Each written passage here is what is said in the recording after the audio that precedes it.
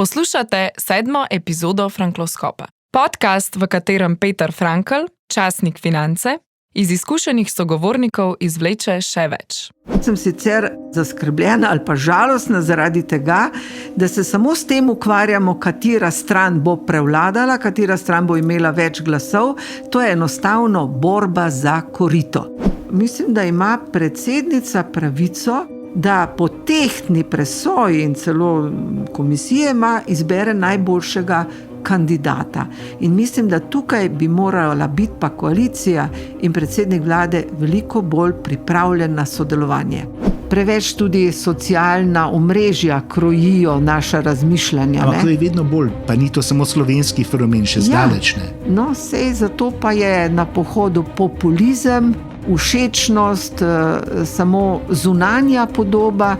Na drugi strani pa veliko mladih zaradi tega trpi. Spoštovane poslušalke in poslušalci, v 7. epizodi podcasta Frankloskop smo gostili Ljudmilo Novak, slovensko političarko, zdaj upokojenko, nekdanjo predsednico stranke NSI. Ljudmila Novak je kot političarka povezovala in morda je to bilo tisto, zaradi česar je marsikomu, tako levemu kot desnemu, šla na živce, tudi stricem iz ozadja. Kako danes vidi slovensko politiko? Kaj meni o Robertu Golobu? Kdo bo na vrhu NSI in kdo bo Slovenijo vodil ob letu osorej po pomladnih državnozborskih volitvah? O preteklosti, še bolj pa o prihodnosti in še marsičem z Ljudmilo Novak. Dobrodošli, gospa Novak. Dober dan in hvala za povabilo. Samo še malo uvoda, spoštovane poslušalke in poslušalci. Ljudmila Novak je profesorica nemščine in slovenščine, je tako? Ja. Je, zdaj pa na kratko o karieri politični. Bila je županja Moravč. Tako Dobro? Je, to je bila prva politična funkcija, ja. Predsednica stranke Nova Slovenija, podpredsednica državnega zbora in tudi vlade, ministrica, 2-krat evropska poslanka, zdaj je upokojena, vendar ostaja aktivna državljanka. Veliko funkcij je bilo, ne? Ja, eno sva še pa pozabila, tudi poslanka sem bila večkrat. Slovenska, Ja. Evropsko so pa omenila. Ja. Ne? Ljudmila Novak je gotovo političarka, ki Slovenke in Slovence združuje. Dolga leta je bila povsem na vrhu lestvic priljubljenosti. Ljudmila Novak uteleša povezovalnost, strpnost in modrost in je zelo pronicljiva političarka in analitičarka. Še enkrat dobrodošli. Hvala lepa, toliko lepega ste o meni povedali, da je kar težko nositi. To breme, ne? No, to je lepo breme. Kaj delate zdaj? Dela mi ne manjka, imam sicer manj skrbi, ker sem upokojena, varujem pa najmlajšo vnukinjo, tudi ostale vnuke, kadar pač niso v šoli ali pa v vrtcu. Pomagam na domači kmetiji, ki jo je sin prevzel, opravljam gospodinjska dela, vrtnarim, imam rada rože, hodim na obiske, večkrat kot morda prej, grem na kakšno potovanje, skratka, ni mi dolg čas. Prišli ste ravnokar z Islandije, je tako? Ja, že dolgo časa sva si z možem želela, da obiščeva Islandijo, ker je ta dežela nekaj posebnega in letos nama je uspelo, tako da sva se prejšnji teden vrnila in bilo je res zelo lepo doživetje. Če greva malo k vnukom, imate 3 otroke, 2 hčeri in enega sina, ta je prevzel kmetijo, ravno tako v Moravčah, vnukov je pa kar 10. Ja, 5 vnukov in 5 vnukin, tako da so se zelo lepo razporedili. In najstarejši je star 12 let oziroma je končal 7. razred, najmlajša pa 16 mesecev, vsi ostali so pa vmes. In letos bomo imeli septembra kar 3 prvošolce. To pa je lepo. Ja. Ali nekako, rekel bi, malo vas vsi, lahko govorim zase, pogrešamo kot političarko. Pa vi pogrešate kaj politiko. Sej razumem, da je z vnuki veliko dela, ampak vseeno. Ja, zakaj me pa niste izvolili? Potem bi pa še vedno bila političarka. To, da vas nismo izvolili, o tem ne bomo govorili, ker ne veva, kako sva glasovala. Ja, pač Tako je bilo. Jaz sem sicer dobila druga največ preferenčnih glasov, ker sem pa bila na zadnjem mestu, sem na ta način pomagala stranki, da je dobila evropskega poslanca. In seveda sedaj pač živim to, kar imam. V vsakem primeru sem rekla, da bom zmagovalka, če bi bila izvoljena, bi bila še naprej evropska poslanka, ker pa nisem bila, sem pa zadovoljna upokojenka, kar pa je tudi lepo. Povedali pa ste v intervjujih, da ste še vedno aktivna državljanka. Politično prizorišče še kako spremljate, vsaj po mojem mnenju.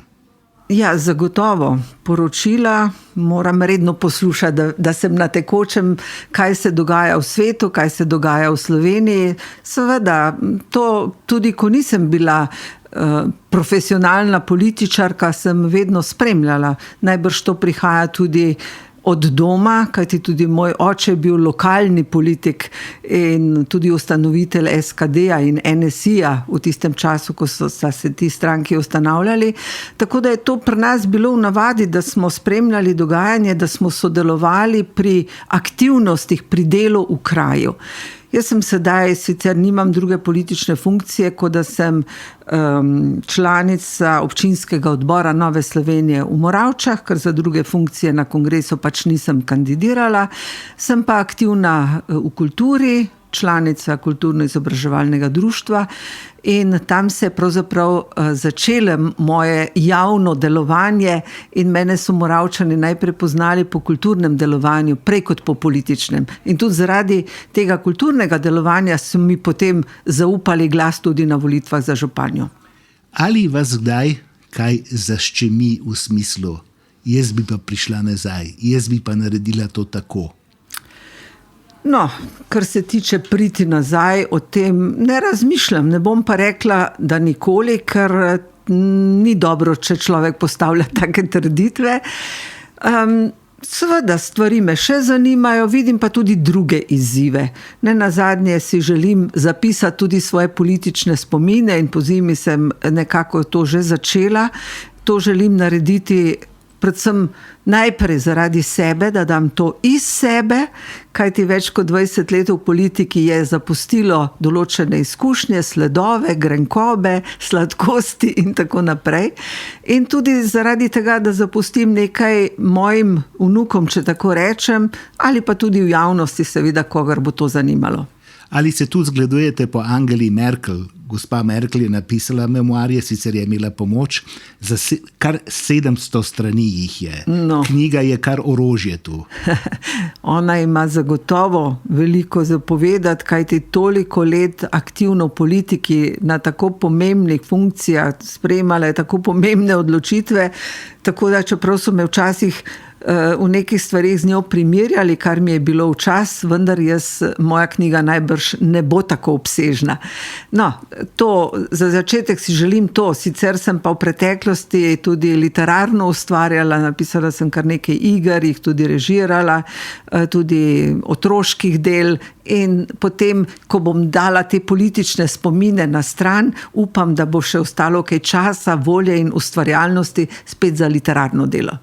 Spoštovana gospa Novak, tu sta, omenil bi dvoje volitev, ki so pred nami. Recimo, kmalu bo kongres Nove Slovenije, to bo jeseni, čeprav vem, septembra, in potem pa spomladi bodo pa tudi volitve v državni zbor. Ko govoriva o Novi Sloveniji, kdo bo prvi človek Nove Slovenije? Ja, tisti, ki ga bomo izvolili na kongresu, ki je pripravljen kandidirati, pa ki bo izvoljen. Ali mislite, da bo to Matej Tonin, ali mislite, da bo to gospod Vrtovec? No, Matej Tonin je rekel, da ne bo več kandidiral. Ne, pač je povedal svoje razloge, kar se mi zdi edino smiselno, saj njemu ne bi bilo treba odstopiti pa ponovno kandidirati, tako da se je pač tako odločil, ker vem, da je zahtevno upravljati dve tako odgovorni funkciji, biti v Bruslu in tam polno delati in še voditi stranko v Sloveniji, in tudi zaradi tega je pač začutil, da se tudi naši člani volivci s tem nekako ne morejo preveč sprijazniti in tudi zaradi tega je verjetno se tako odločil. Kdo bo pa naslednik? Sicer nekaj imen poznamo, ki bi lahko bila, kdo pa bo končno, pa upam, da najdemo najboljšo varianto in nekdo, ki bo dejansko užival podporo članov, volivcev in tudi širše slovenske javnosti, ker pač stranka ni samo za nekaj ljudi ali pa za člane, ampak je pomembno, kakšen volilni rezultat doseže. In v Sloveniji je že tako, da je ta rezultat v veliki meri odvisen od predsednika ali predsednice oziroma včasih tudi od politične propagande ali pa še bolj naklonjenosti teh ali pa drugih medijev. Jaz bi rekel, da je verjetni novi predsednik Jernej Vrtovec. Ja, zelo resen kandidat. Ali je to eden od vaših političnih otrok? Gotovo lahko to štejemo Mateja Tonina, morda tudi gospoda Vrtovca, kar nekaj jih je še. To so bili tedaj mladi fantje, ki pa so bili na nek način kar dobri politiki. Ali imate občutek, da so vam zbezljali? No, zagotovo sem prav s temi mladimi fanti največ delala v času, ko je stranka izpadla iz parlamenta, je bila neparlamentarna stranka. V začetku najbolj intenzivno z Robertom Ilcem, sedanjim glavnim tajnikom, ki sem ga kasneje tudi jaz postavila. On je bil moj asistent v času, ko sem bila evropska poslanka.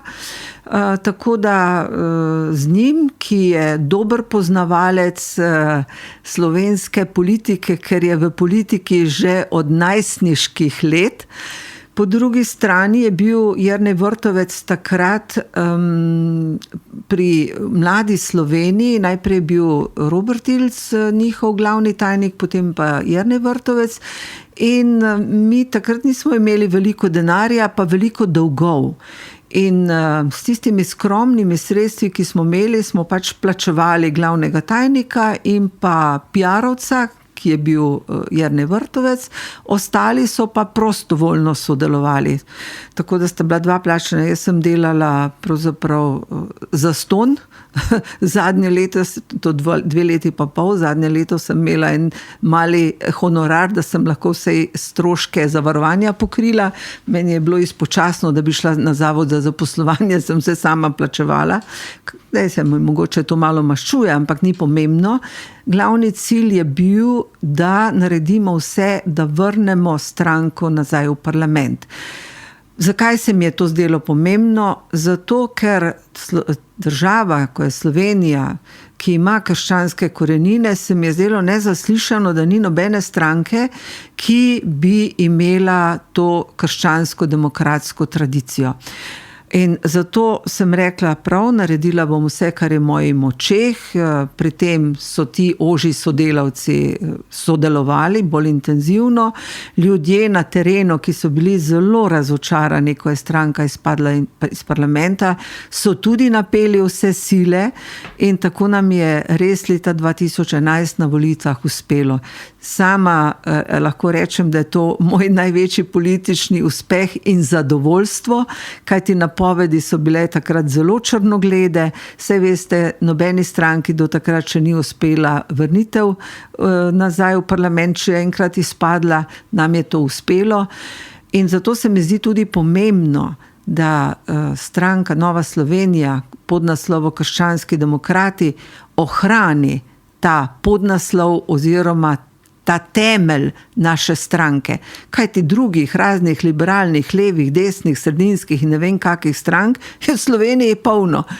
Mi smo pa edina krščansko-demokratska stranka, zato se mi zdi pomembno, da jo ohranimo. Pa bi se gospod Janez Janša strinjal s tem, da ste samo vi krščansko-demokratska stranka? Samo mi smo krščansko-demokratska stranka, oni tega nimajo v podnaslovu, so pa ugrabili precej naših voljivcev. Dobro, kako mislite, ko rečete ugrabili precej vaših volivcev? Če bi nas poslušal Janez Janša, če bi naj jo poslušal, kako bi on reagiral na to? No ja, sem marsičesa navajena. Je pa res, takrat leta 2008 so po terenu močno njihovi člani širili, da se ne splača dati glas Novi Sloveniji, ker bo tako izpadla iz parlamenta. In to se je potem dogajalo pred vsakimi volitvami in mislim, da se bo pred naslednjimi dogajalo isto. Vabili so tudi naše člane, ampak vsaka stranka pač ima svojo taktiko, svoj način, svoje preference. Meni je pomembno, da Krščanski demokrati, Nova Slovenija obstane v parlamentu, se krepi in verjamem, da bo prišel tudi čas, ko bomo lahko pokazali, kaj zmoremo, kar smo že nekajkrat pokazali, kaj uresničimo naš program. Sej vemo, v času te prve Janševe vlade 2004-2008 je bil naš predsednik dr. Bajuk finančni minister in vemo, da je takrat Slovenija morala izpolnjevati pogoje za prevzem evra in on je imel takrat velike zasluge za to. Pa takratni minister Šturm za pravosodje ali pa za socialo Cotmanova. To so bili pomembni dosežki, ali pa tudi v zadnji Janševi vladi smo imeli prav tako ministre, ki so jim vsi priznavali, da delajo pošteno, odgovorno oziroma lahko pokažemo tudi določene uspehe, recimo sploh na sociali, toliko domov za ostarele, ko se je v tem času zgradili, se prej ni nikoli. Seveda bil je COVID, bila so sredstva, ampak če ne bi bilo volje za to, tega tudi ne bi bilo. Ko govoriva o Novi Sloveniji in njenem konservativizmu, vse to se lepo poda Slovencem, vendar so Slovenci tudi taki, da celo konservativni ne želijo odstopati od nekaterih liberalnih pridobitev. Govorim recimo o abortusu, govorimo še o čem drugem. Včasih se zdi, kot da Novo Slovenijo zapelje v to smer, da bi se poistovetila s preveč, recimo temu, lahko bi rekli, arhaičnimi vrednotami, ki ne užgejo pri volilnem telesu. Ja, zdaj ene stvari so trenutno moderne, ni pa rečeno, da bojo čez čas. Vedno sem zagovarjala to, da tisto, kar je za nas vrednota, kar se nam zdi dobro, moramo zagovarjati in zastopati, če tudi ni trenutno moderno. In sama pač sem bolj naklonjena življenju in sem vesela, da imamo 10 vnukov in zame ni noben dosežek, da nekdo zbere toliko podpisov za splav v Evropi, ki ima tako probleme z demografijo oziroma v Sloveniji, ki se sooča z velikimi demografskimi problemi. Nikomor pa ne odrekam pravice, da se sam odloči tako, kot misli, da je zanj dobro in prav. Sama pač zagovarjam življenje in spočetje oziroma, da je to človek od spočetja in da ima pravico živeti do naravne smrti, torej sem tudi proti evtanaziji. Pa če je to moderno ali pa to ni moderno. Razumem. Kako bi pa vi ocenili zdajšnje politične razmere? Torej, vlada je več kot 3 leta v sedlu, imamo levo liberalno vlado, tvorijo jo 3 koalicijske stranke. Kako bi vi, kot zdaj analitičarka, gledali njihove, recimo temu, dosežke? No, ko rečemo levo liberalno stranko, zame te stranke sploh niso liberalne, ker liberalne stranke vemo, da so veliko bolj naklonjene gospodarstvu, svobodnemu gospodarstvu, pri nas pa jih ta vlada gospodarstvo zelo obira z davki in vedno več davkov nalaga. Preden sem prišla k vam na ta intervju, sem poklicala nekatere ljudi, recimo župane, ki imajo dolgoletne izkušnje z različnimi vladami in vedno vprašam, povej, kako pa vidiš ti zdaj to vlado, kako sodelujete. Pravijo, da ni pravega dialoga, da so zelo ministri težko dostopni, da ni odgovorov, torej da premalo sodelujejo z lokalno ravnijo, kar je pa izredno pomembno. Jaz zelo spoštujem župane, pa ne rečem, da so vsi najboljši, pa tudi vmes je kakšen drugačen, ampak župani dejansko rešujejo probleme občanov, potrebujejo povezavo z državo, poznajo probleme. Mislim, da v Avstriji in tudi Nemčiji je zelo zaželeno, da so politiki najprej delujejo kot rečejo, komunalpolitik, ne, na občinskem nivoju, tam šele spoznavaš probleme. Ko prideš na državno raven, tam je vse drugače. Ampak je pa to, ne, verjetno, kdor je uspešen župan, za njega velja, ni nujno, da bo tudi uspešen v državni politiki. Ne, ni nujno. Res pa je, da kot župan vidiš, čutiš, si izpostavljen nenehnim kritikam, nadzoru, zahtevam občanov in jih moraš reševati konkretno.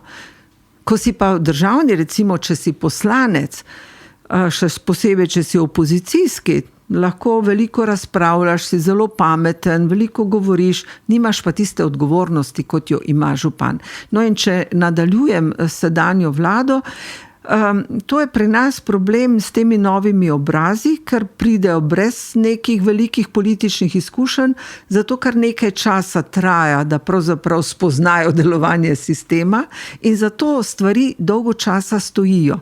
In če gremo nazaj k gospodarstvu, nek razlog je za to, da se podjetja, investitorji selijo v druge države. Zdaj smo ravno videli podatke, da smo precej na dnu, da so daleč pred nami Madžarska, Hrvaška, Slovaška in še marsikatera.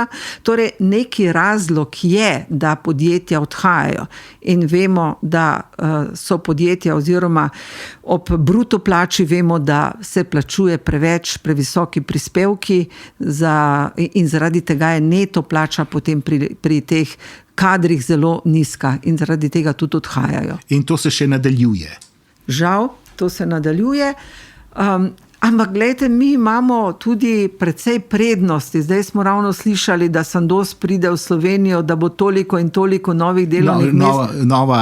Nova naložba Sandoja v Sloveniji, kar 200, ne? Ja, a zakaj? Zato, ker imamo visoko izobraženo delovno silo in to je naša prednost. Seveda pa bomo to delovno silo zadržali, če jo ne bomo preveč obremenili z davki, ne? In kot je tudi Yaskawa prišla, ker tudi imamo visoko izobražene kadre. In to je zelo dobro. Da pa se niso gospodarstveniki zadovoljni, to pa tudi velikokrat povedo. Torej, vi bi rekli, da je morda vlada odtujena od te gospodarske baze. Točno tako in preveč sledi idejam levice, ki so še zelo socialistične ideje. Meni je pomembno, da ljudje, ki delajo, tudi zaslužijo. Ne moremo samo deliti, pa čeprav sem tudi socialno čuteči človek, ampak delili bomo lahko, ko bomo tudi ko bo gospodarstvo delovalo, ki plačuje davke, ko bomo imeli dovolj sredstev, da bomo lahko tudi pomagali tistim, ki si sami ne morejo pomagati. Ne? Medtem ko to pretirano poudarjanje, samo sociala in zatiranje gospodarstva pa ni prava smer. In nažalost, to se pozna pri teh levih vladih in tukaj so desne vlade vseeno precej drugačne. Prej ste omenili nove obraze. A bi dejali, da je tudi gospod Prebilič nov politični obraz? Ne, gospod Prebilič zagotovo ni nov politični obraz, ne nazadnje je bil kar nekaj časa župan, sedaj je evropski poslanec, kandidat za predsednika je bil, torej ni neznan, seveda ni pa imel še svoje stranke v tem smislu, ali pa ni še bil poslanec, sedaj je evropski poslanec, no obraz pa zagotovo ni. Ampak ustanavlja stranko. Ja, sej to ima pravico kdorkoli, ki to želi in verjamem, da mu bo to tudi uspelo. Neki stric iz ozadja, ki pravi, da to ni, gospod Milan Kučan, pove, da Prebilič ni nov obraz in tedaj, ko je to povedal, smo razumeli, kot da stric iz ozadja podpira Prebiliča, zdaj v začetku julija se pa zdi, da se od gospoda Prebiliča nekoliko umika, zato ker čuti, da je tu neka nervoza, da se drobijo glasovi levice. Ali Prebilič, po vašem mnenju, pomeni grožnjo levici pravzaprav, oziroma levemu liberalnemu polu? Ne, mislim ravno obratno. Se vidimo, že pol leta poteka samo seštevanje glasov. Koliko jih bo imela levica, koliko desnica, ena stranka, druga stranka. Tukaj jaz sem sicer, bom rekla, zaskrbljena ali pa žalostna zaradi tega, da se samo s tem ukvarjamo, katera stran bo prevladala, katera stran bo imela več glasov. To je enostavno borba za korito. Nič drugega. Namesto, da bi se ukvarjali s tem, kako bomo reševali izzive sedanjega časa, ki niso majhni, ne v Sloveniji, ne v Evropi, ne v svetu, se ukvarjamo s tem, ali bo levica na oblasti, ali bo desnica, ali bo neka sredinska formula, ne? Kar pač vemo, da v tem trenutku je bolj malo verjetno, ampak kakorkoli. Mene bolj zanima, kaj bojo ti ljudje, ki bodo sestavili koalicijo, naredili za Slovenijo. Predsednik vlade Golob vztraja pri tem, da bo tudi naslednji mandat ista koalicija. Kaj pa vi menite o teh njegovih načrtih, o tem njegovem videnju prihodnosti? No, ne verjamem, da bo čist ista koalicija, kajti za levico je gotovo vprašanje, ali se bo uvrstila v državni zbor, še posebej... To misliva stranko Levica, ne? Stranko Levica, ja. Še posebej, če Kordiš ustanavlja svojo stranko, pa že sedaj se je ta stranka Levica komaj uvrstila. In mislim, da ne bi bilo nobene škode, če bi ta stranka tudi izpadla iz parlamenta, ker mislim, da bremza tudi delo te vlade, kajti s temi svojimi idejami, upiranji, nelogičnimi, v bistvu blatenjem gospodarstvenikov večkrat in podobno, se mi zdi, da ni stranka za današnji čas. Pač tisti, ki jo volijo, podpirajo, se z menoj ne bodo strinjali.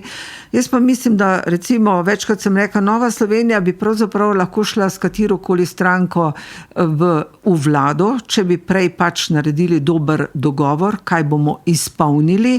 Z Levico pa težko, ker je njihov program, njihove ideje so povsem nasprotju z našim programom, našimi vrednotami. Je pa, čeprav vem in čeprav razumem, je bilo rečeno v Novi Sloveniji, da nikoli več v koalicijo z Janezom Janšo.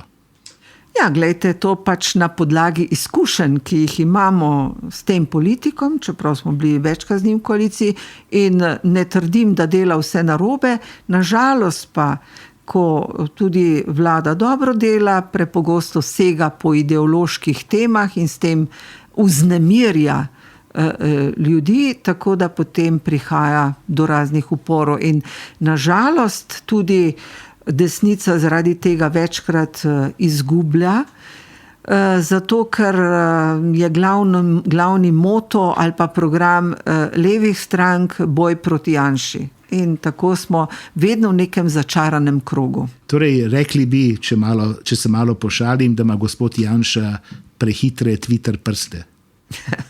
Ja, to smo večkrat ugotavljali.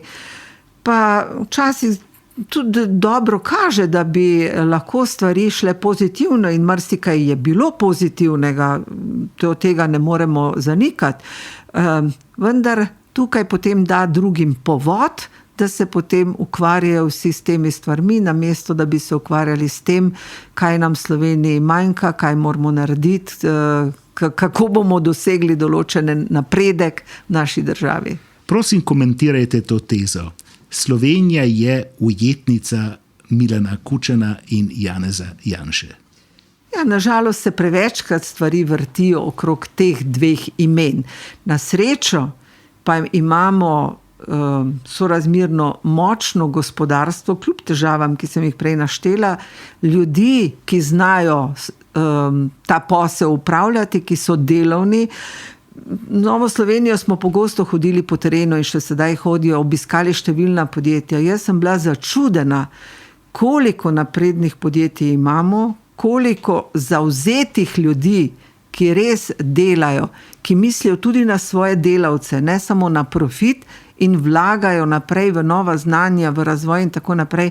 Tako da na srečo imamo taka podjetja in zato še Slovenija kolikor toliko polni proračun z novimi finančnimi sredstvi. Je pa proračun, številke niso več tako blesteče, kot so bile, tudi inflacija se je nekoliko povečala, celo upad BDP smo zaznali.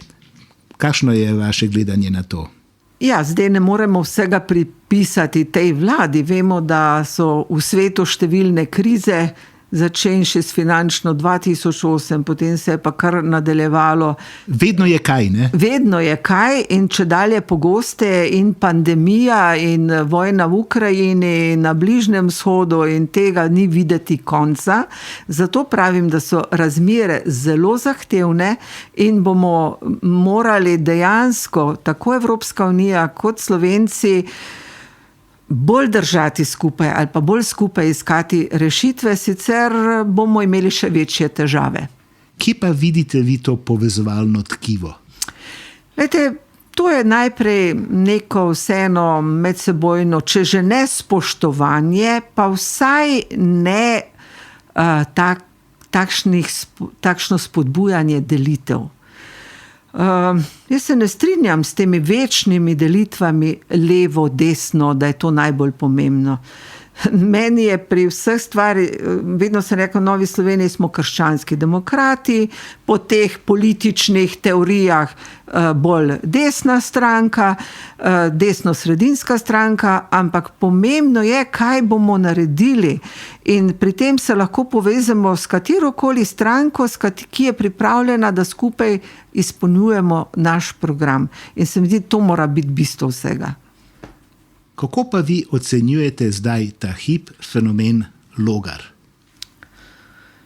Ja, vse vemo, da tudi v preteklosti so nastajale razne satelitske stranke, nenazadnje je bila tako ustanovljena tudi Nova Slovenija, čeprav je takrat z združitvijo krščanskih demokratov in Slovenske ljudske stranke bila podlaga za neko močno konzervativno stranko, pa so tudi bili taki, ki so si prizadevali, da se to čim prej razdre in se je.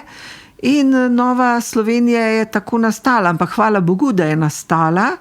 Kot sem že prej dejala, meni se zdi pomembno, da v Sloveniji imamo krščansko-demokratsko stranko.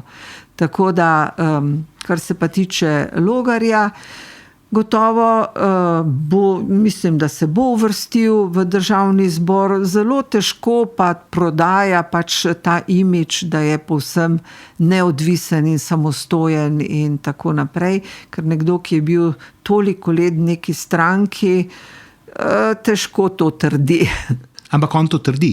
Ja, on pač to trdi, zato ker je vedno nevarno reči, da boš šel v koalicijo z Janšo. Ker to lahko odnese glasove? Seveda, in on si prizadeva pridobiti nekako bolj sredinske glasove in vemo, tisti, ki imajo rado Janšo, bodo volili Janšo in on bo gotovo, ali pa po vsej verjetnosti, zmagal, kar se stranke tiče, ampak po drugi strani je pa večni problem, kdo bo šel z njim v koalicijo, ker se pač je z leti ustvaril ta imidž, kot se je. Tule vidim zaradi fenomena Logar in fenomena Prebilič neko živčnost v stranki Svoboda. Gotovo bo Prebilič vzel nekaj glasov Svobodi, gotovo bo to storil tudi Logar. In zdaj, kot da je tam neka nervoza in si želijo pokazati še bolj ljudski, še več ljudem. Ne nazadnje tudi razmeroma neposrečena zamisel, da so prevzeli tudi regulacijo bencina na avtocestah oziroma cen bencina na avtocestah. Vse za ljudi, če tudi to nima smisla. Ja, oni bodo vsekakor poraženci na volitvah, tudi če bojo dobili sorazmerno dober rezultat, ampak takšnega, kot so ga pa dobili na prejšnjih volitvah, pa ga zagotovo ne bodo. Poznam kar precej ljudi, ki so volili Svobodo, pa pravijo nikoli več in so spet razočarani ali pa bodo iskali gotovo koga drugega. Do neke mere bo verjetno vendarle ta stranka obstala še vsaj za naslednji mandat, tako sedaj zgleda, ampak vemo, da v Sloveniji lahko se nekaj zgodi in se stvari bistveno spremenijo. Tako da verjamem, da so živčni, kajti izpolnili niso vseh tistih velikih obljub in vemo, da se je pravzaprav predsednik vlade velikokrat osramotil na ta račun, ker je vse povprek obljubljal po enem mesecu, pa v 2 mesecih, pa velike številke, pa on je obljubljal nekaj nemogočega, saj si nihče ni mogel predstavljati, da se to lahko res zgodi, če on to verjel, potem ne vem, potem je bil tudi sam naiven do svojih obljub, potem je le spoznal, da to ne gre, ne? Tako da jaz verjamem, da stranka sicer bo dobila, ne pa nikoli pa v takem obsegu kot na prejšnjih volitvah, kar je bilo pa rezultat tudi tega, da se premaga Janša, oziroma posledica tega. Samo da ni Janša. Samo da ni Janša in tudi na račun takratnih drugih strank, ki so tudi izpadle zaradi tega, ker so se glasovi koncentrirali na Goloba. Poslušate Frankloskop. Vabimo vas, da se naročite na naš kanal, tako ne boste zamudili prihodnjih epizod. Noben od naju ni Nostradamus, noben od naju nima kristalne krogle. Ampak kljub temu sva lahko malce drzna. Spoštovana gospa Novak, bodite drzni in povejte nam, kakšno je vaše predvidevanje, koliko glasov v odstotkih bo dobila posamezna stranka. Recimo, kaj bi povedali, koliko bo dobila Svoboda? Ojej, takih ugibanj pa jaz nimam rada, ker potem enostavno tega ne morem. Mislim, da bojo dobili veliko manj kot prvič, da bodo dobili verjetno tudi manj kot SDS, da bojo še vedno prvi na tej levi ali pa levi sredini, ali ne vem, kam se prištevajo. Tako za enkrat kaže. Bo dobil Golob več kot Prebilič? Ja, to je pa tudi odvisno od tega, kako bo ravnal v prihodnosti. Kdo? Ja, Golob. Ali bo delal dobre stvari, pametne, ali bo še kaj uresničil od svojih obljub, ali bo še kakšne velike neumnosti delal. To je tudi od tega odvisno. Ampak glejte, ko govoriva o pameti, lahko rečeva, a je pametno všečno? A je pametno lahko tudi uspešno na volitvah? Kaj je pametno, kaj je všečno? Žal, pametno ni vedno všečno. Ne? In všečno ni vedno pametno. Pa se pamet nagrajuje na volitvah? Premalo in tukaj smo Slovenci, bom rekla, do neke mere še politično premalo izobraženi.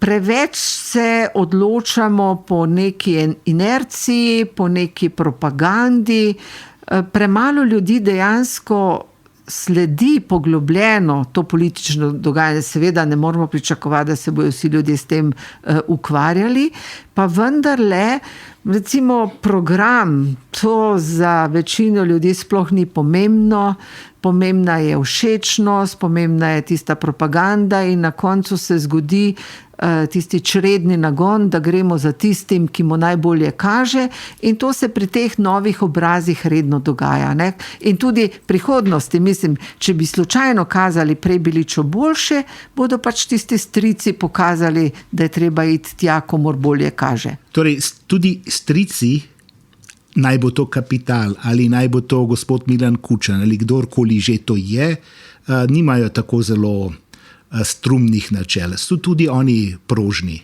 Mislim, da so zelo pragmatični, da prej testirajo, komu najbolje kaže, na tistem gradijo, na tistem se gradijo ankete, kampanja, propaganda, ljudje pa sledijo. V tem smislu mislim, da smo Slovenci še vedno premalo izobraženi, da bi bolj se poglobili v to, kaj kaka stranka obljublja, kaj lahko naredi. Ali je danes sploh preveč ambiciozno govoriti o izobraženosti, politični kulturi, pameti? Ali je danes samo še Instagram, ki je lahko sicer tudi izobražen, nič ne rečem? Ja, žal je tega izobraženosti politiki, tudi v ekonomiji so ljudje slabo izobraženi. Ne rečem, da sem jaz dobro, ampak nekaj pa sem prebrala o tem, pa nekaj izkušenj pa imam. Preveč smo površinski. preveč tudi socialna omrežja krojijo naša razmišljanja. Ampak to je vedno bolj, pa ni to samo slovenski fenomen, še zdaleč ne. No, sej zato pa je na pohodu populizem, všečnost, samo zunanja podoba. Na drugi strani pa veliko mladih zaradi tega trpi, ker pač se ne morejo primerjati s tistimi manekenkami, ki so obdelane tako in drugače, najprej fizično, potem pa še slike, ne, in se z njimi primerjajo, potem vrednote od uživanja, misli nase. Moj prijatelj je vedno govoril, samo gre za praskanje lastnega popka in pri tem pozabljamo, da smo pravzaprav seveda odgovorni zase, odgovorni za svojo družino, tudi za svojo državo, da smo odgovorni ne nazadnje tudi za ljudi okrog nas. In to nam manjka, pa imamo Slovenci veliko empatije, ko gre za razne dobrodelne akcije, ne? Ampak v tem političnem smislu pa se mi zdi, da se preveč nagibamo k tem hitrim populističnim rešitvam. Mimogrede, kako bi pa vi ocenili pojav Tine Gaber? Ja, vsak pač naj izbira tiste partnerje, ki si jih želi, ki si jih je izbral. Tudi pravijo, da je za uspešnim moškim stoji uspešna ženska in obratno. Vendar nekdo na tako izpostavljeni pomembni politični funkciji pač ne more največjega ali pa ne more njegovih odločitev pri tem usmerjati njegova partnerka, kar mu največkrat učitajo. Morda v zadnjem času tega manj, kot je bilo v začetku. Tako da mislim, da resni politik sicer je lepo, če upošteva nasvete, priporočila svoje soproge ali partnerke in seveda tudi obratno, tudi jaz sem velikokrat moža spraševala, ampak vseeno mora biti to nekako ne na očeh javnosti in ne tako populistično. Torej, če vas prav razumem, bi lahko izpeljal misel, da vam je predsednica države bolj všeč kot predsednik vlade. No, jaz predsednico države spoštujem, pa tako na ideološki ravni nisva na isti strani, bom rekla, ampak mislim, da si prizadeva, da bi bila predsednica vseh državljanov, tako kot si je tudi prejšnji predsednik prizadeval. Tudi ne bom rekla, da se z vsem strinjam, kar pove, ampak tudi zavzela se recimo za pokop žrtev, tako da na nek način se trudi biti predsednica vseh, tudi intelektualno so mi njeni govori ponavadi všeč. Bolj kot od predsednika vlade. Mislim, da on zamudi marsikatero priložnost, da bi povedal nekaj tehtnega in pogosto si premisli. Ja. Pa menite, da to, ker ste izrazili nekaj pozitivnih misli o Nataši Pirc Musar, da bi je to utegnilo bolj škoditi, kot koristiti, ravno zato, ker ste povedali vi? Jaz se s tem ne ukvarjam, jaz sem pač povedala, kar mislim in kar čutim. In če je nekaj za pohvaliti, se me morda bojo najbolj kritizirali moji stranki, zakaj jo hvalim, ampak ne hvalim vse počez. Jaz pač povem, da se trudi, da na začetku kakšne poteze so bile mogoče prehitre, da se bo morala še naučiti, kako se dogovarjati, da bojo njene kandidature uspešne.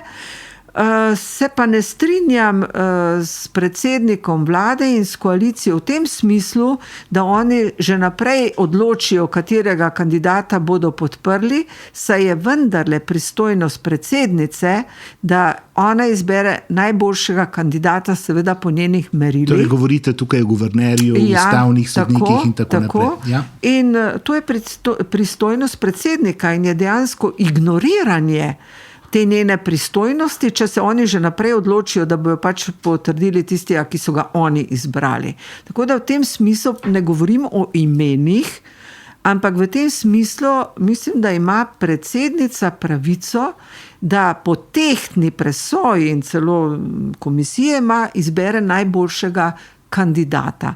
In mislim, da tukaj bi morala biti pa koalicija in predsednik vlade veliko bolj pripravljen na sodelovanje. Ali menite, da se volilno telo zdaj nagiba v desno stran in da bomo v Sloveniji čez leto osrej imeli bolj desno vlado? Meni je to pomembno, da bo Nova Slovenija dosegla čim boljši rezultat, ponudila dobre rešitve in šla v koalicijo z tistimi strankami, s katerimi bo ta program lahko v največji meri izpolnila, ker mislim, da ponujamo stvari, ki bi bile dobre za Slovenijo. In me ne zanima leva in desna, ampak kaj bo dobro za Slovenijo. Kaj pa vaš instinkt pravi? Vi ste človek z instinktom, tako kot smo mi vsi, vaš pa je še bolj politično obarvan. Kaj pravi moj instinkt? Da bo težko. Da bo težko, ker se isti vzorec v politiki v Sloveniji že nekaj let kar naprej ponavlja.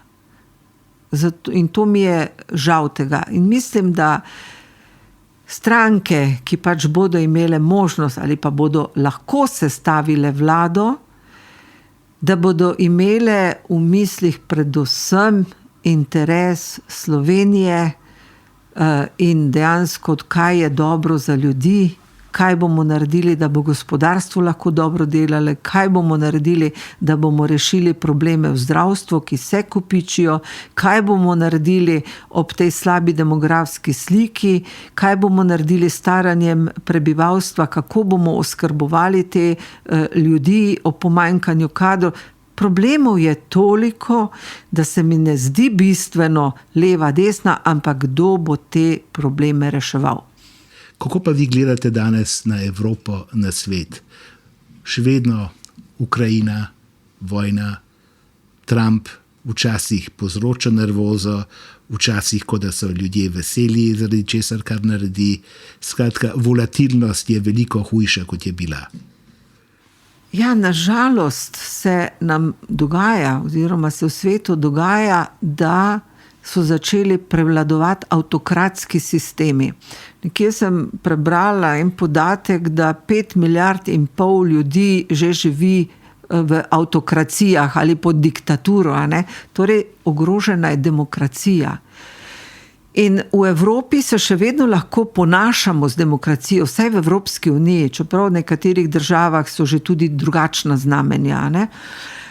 In zato, glejte, vse moramo narediti, da Evropsko unijo ohranimo. Ni idealna. Težko je držati skupaj to zvezo 27 držav. Sloveniji je problem obdržati 3 koalicijske stranke, kaj šele 27 držav, kjer ima vsaka svojo vlado, vsaka svojo politiko, razmere in tako naprej. Ampak za Evropo je to edina rešitev. Kaj bo vsaka država, posebej še Nemčija, najmočnejša, sama ni nič. Samo skupaj, zato je pomembno. In kot zdaj pač so zbrali podpise, ki se jim pridružil tudi en slovenski poslanec, pa potem omaknil nezaupnici Ursuli von der Leyen. Jaz pravim, da je ženska dobra, da je v vseh teh krizah uspela vseeno najti neko povezati vse te voditelje, vse te države, ker ni enostavno. In ob vseh krizah, ki jih imajo. Vidimo, včasih smo mislili, Amerika bo vedno naš zaveznik, zdaj vidimo, da tudi z Ameriko se moramo kar boriti. In tukaj Evropa, bom rekla, zaenkrat se kar uspešno bori. Nekateri bi želeli, da bo Evropa kar z eno potezo rešila stanje v Izraelu oziroma v Gazi, da je premalo naredila. Ampak tukaj koliko ljudi, koliko držav si prizadeva, da bi prišlo do rešitev. In tudi v Evropi so pač različne silnice. Ampak problemov je veliko, za nas je najbolje, da se Evropska unija krepi, da ostanemo čim bolj enotni in da tudi vse te zunanje izzive nekako prebrodimo, premagamo, kajti imamo veliko notranjih izzivov, zunanji pa so še hujši. A ob tem je težko obdržati optimizem?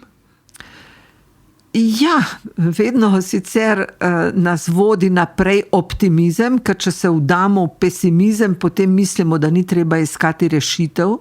Vedno moramo imeti v ospredju, da problemi se dajo reševati, da moramo maksimalno narediti, da te stvari rešujemo.